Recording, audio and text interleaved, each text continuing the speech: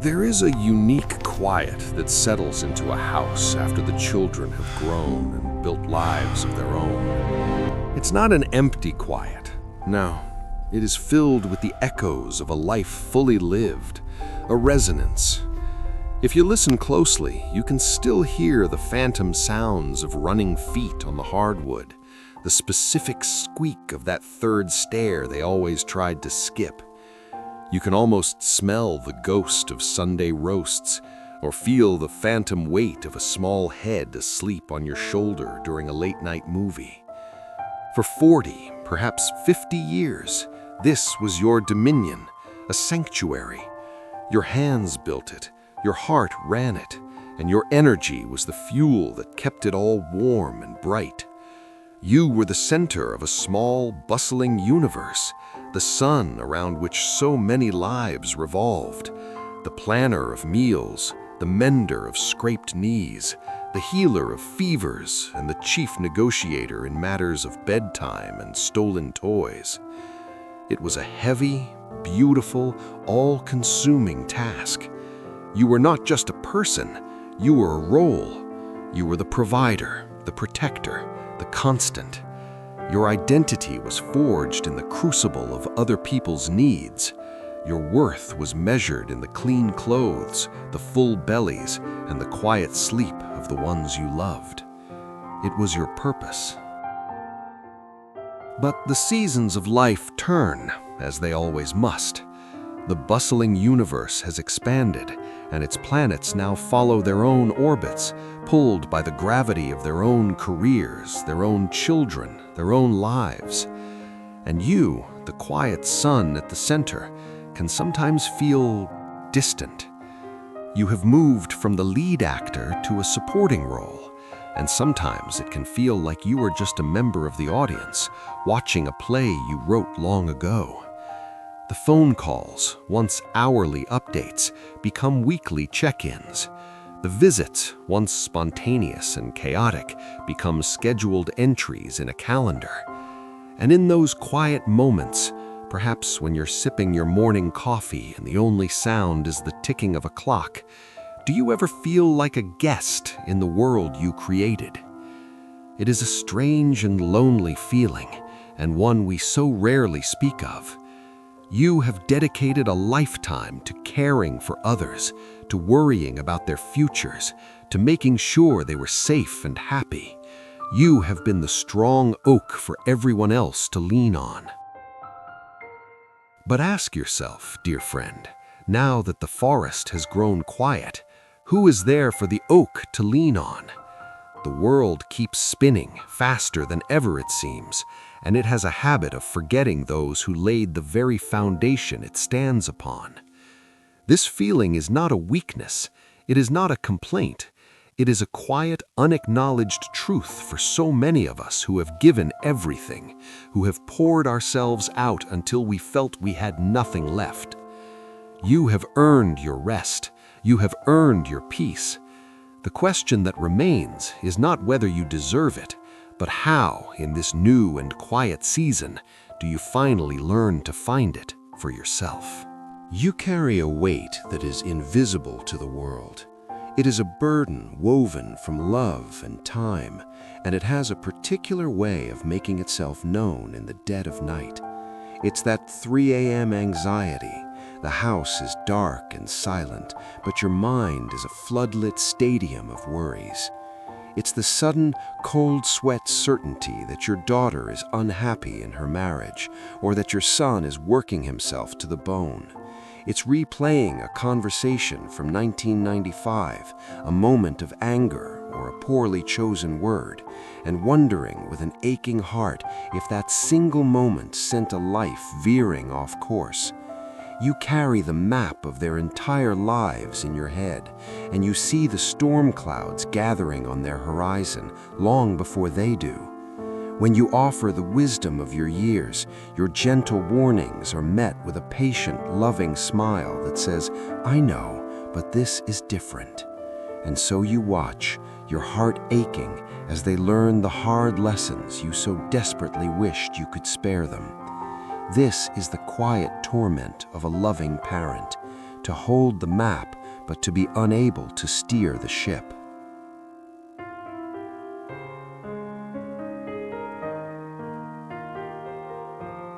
And it goes deeper than that, doesn't it? Our culture, for centuries, has been built on a silent, brutal contract.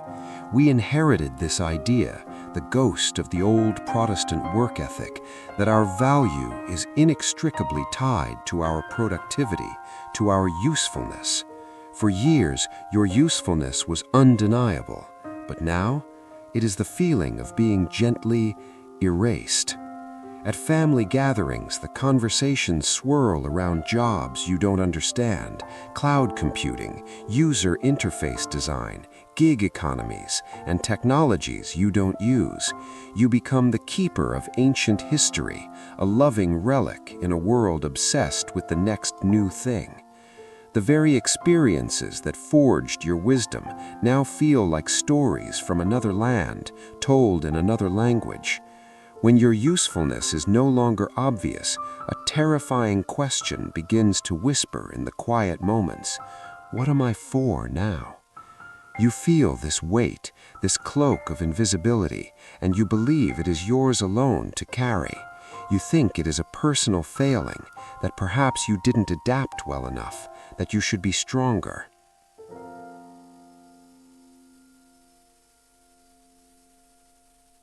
Let me tell you something with the certainty of the rising sun. You are not alone in this.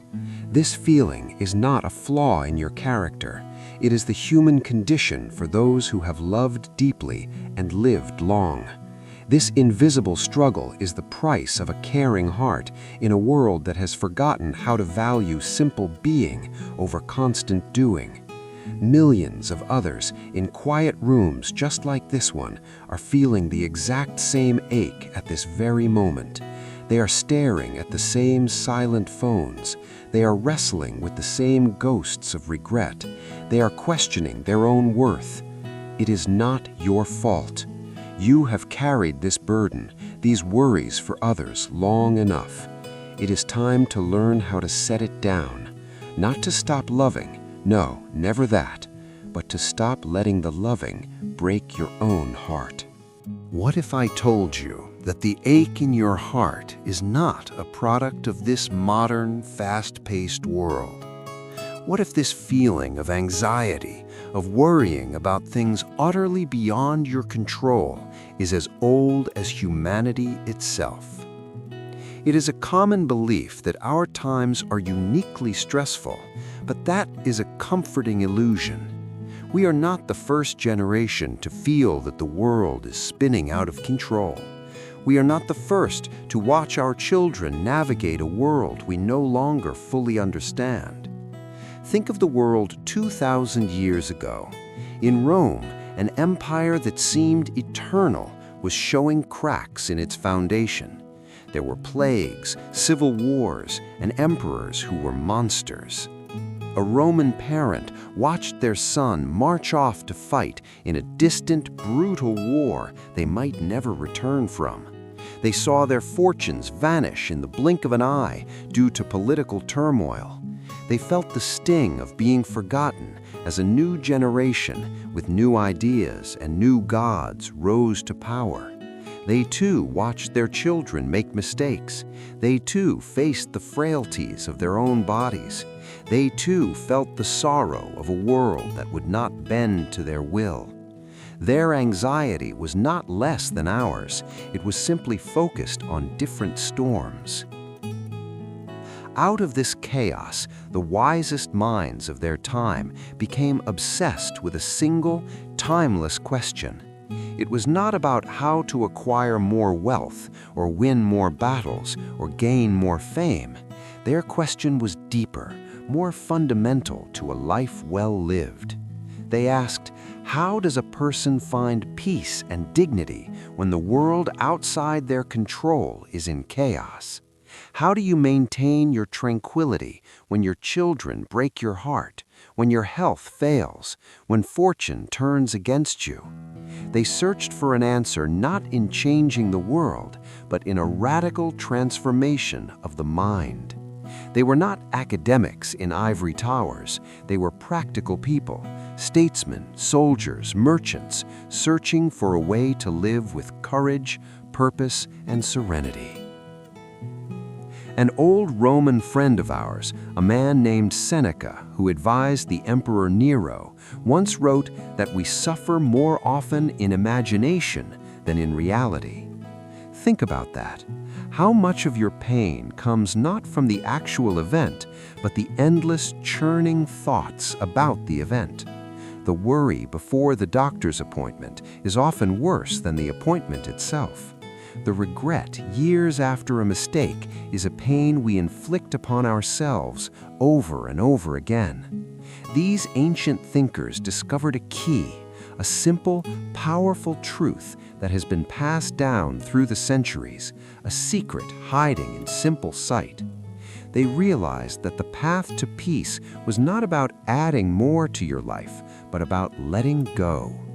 It was about learning to distinguish between the things that were truly ours to control and the vast, powerful currents of life that were not. They found a way to build something inside themselves, a fortress of the mind that no amount of external chaos could ever breach. I want you to hold an image in your mind. Picture a great old oak tree. It has been standing in its field for 100 years, maybe more. It has seen droughts, floods, blizzards, and lightning storms. It has felt the scorching heat of 1,000 summer afternoons and the bitter cold of 1,000 winter nights.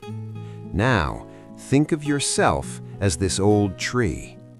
For your entire life, you have been trying to control the weather. You have raged at the storms of your children's bad decisions. You have despaired during the long winters of illness or grief. You have tried to command the sun to shine, to beg the clouds to part. You've spent your energy shaking your leaves at the wind, trying to will it to blow in a different direction, and it has left you exhausted, battered, and weary. Those ancient friends from Rome, the Stoics, would offer us a simpler way. They would ask us to see the world in two parts. First, there is the weather. The weather is everything you cannot control. It is your adult child's choice of partner. It is a frightening diagnosis from a doctor. It is the angry headlines on the news, a thoughtless comment from a relative, the fact that your body aches in ways it never used to. It is the entire past, every single moment of it.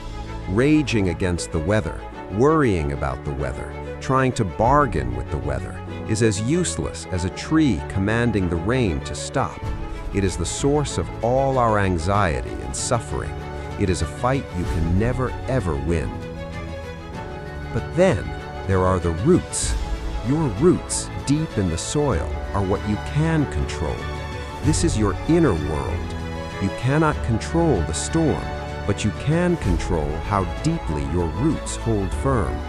You cannot control the diagnosis, but you have absolute power over your own response, whether you choose to react with panic or with quiet, unconditional love. Your roots are your thoughts, your judgments, your choices in this very moment. As the great Roman Emperor Marcus Aurelius wrote to himself in his private journal, you have power over your mind, not outside events. Realize this, and you will find strength. This is the key to building what the Stoics called the inner citadel, a fortress within your own soul. The world can thrash your branches, that is true, but it cannot touch your roots. The great secret is this: freedom and peace are not found in making the storms go away. They are found in tending to your roots so diligently, so deeply, that you become unshakable, no matter what weather life sends your way. This ancient wisdom is not just a beautiful idea, it is a practical tool for living, a muscle to be exercised every day. So how do we bring it into our daily lives? Let us take a common moment of pain, the phone call with a child or grandchild who is struggling. The old way, the way of the weather, is to go into that call with an agenda. Our mind is filled with solutions, warnings, and a desperate need to fix their problem. Our internal monologue is, if they would only listen to me, they wouldn't be in this mess. We listen only to find a space to insert our advice. And when that advice is ignored, as it often is, we leave the call feeling resentful, frustrated, and powerless. We have spent all our energy trying to control the uncontrollable, another person's life. Now, let us try it the new way, the way of the roots.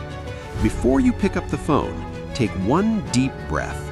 In that breath, you set a single, simple intention. My purpose on this call is not to fix, but to love. My job is to be the calm harbor, not another storm. You decide to focus only on what you can control: your listening, your patience, your compassion. You ask questions not to gather ammunition for a lecture, but to truly understand their heart. Instead of saying, "Here is what you should do," you say, "That sounds incredibly difficult. I am here for you." You offer your presence, not your prescription. When you hang up the phone, you will feel a profound difference. You may still feel sorrow for their struggle. This is not about becoming cold or unfeeling, but you will not feel the poison of resentment. You have done your part with dignity and love. You have tended to your roots. The outcome is the weather. Your loving response is the root. Let's try another. The memory of a past regret suddenly appears uninvited and threatens to ruin a perfectly peaceful afternoon. The weather is the unchangeable fact that this event happened. You cannot build a time machine. The old way is to wrestle with the memory, to feel the shame and sadness all over again, to let it poison the present moment. The way of the roots is to acknowledge it without judgment, to say to yourself, "Ah, there's that old story again." You can see it like a dark cloud passing in the sky, but you choose not to board it and fly into the storm.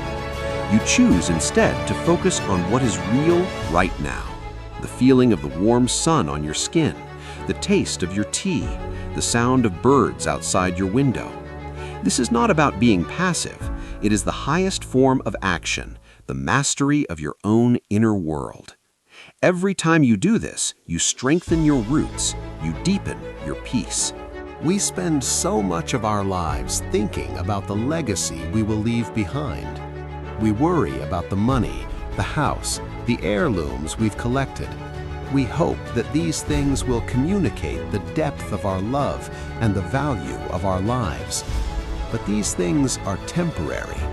Houses are sold, money is spent, and possessions gather dust. There is a greater legacy, a truer inheritance you can offer the people you love, and it is something no one can ever take away. It is not something you write in a will. It is something you live every day. The greatest gift you can leave behind is the memory of your own peace. It is the example of a person who faced the inevitable storms of life with an unshakable and quiet dignity. Imagine becoming the calm center of your family's world, not because you solved their problems, but because your very presence is a source of stability. When they are tossed about by the gales of their own lives, a job loss, a heartbreak, a moment of fear, they will think of you. They will not necessarily remember your advice. They will remember your state of being. They will remember your grace, your calm, your refusal to be broken by the weather. That memory becomes a blueprint for their own inner citadel. Your peace becomes their inheritance. Your calm becomes their shelter. You teach them, by example, that human beings can be resilient, that we can find serenity even in the midst of chaos. This final chapter of your life is not a slow decline. It is not a waiting room. It is the graduation. It is the culmination of everything you have ever learned. All the heartaches, all the struggles, all the joys, they have all been a training ground for this moment. This is the chapter where you finally master yourself. This is not the end of your story. It is the chapter where you become the wise elder you were always meant to be. The river of your life, which once rushed and tumbled through the mountains of youth and midlife, can now slow its pace. It can become deep and wide and clear enough to reflect the sky. You have weathered every storm, navigated every rapid, and now you can finally just enjoy the view. You have taken care of everyone else for a lifetime. Now it is your time to be still, your time to be free, your time to simply be.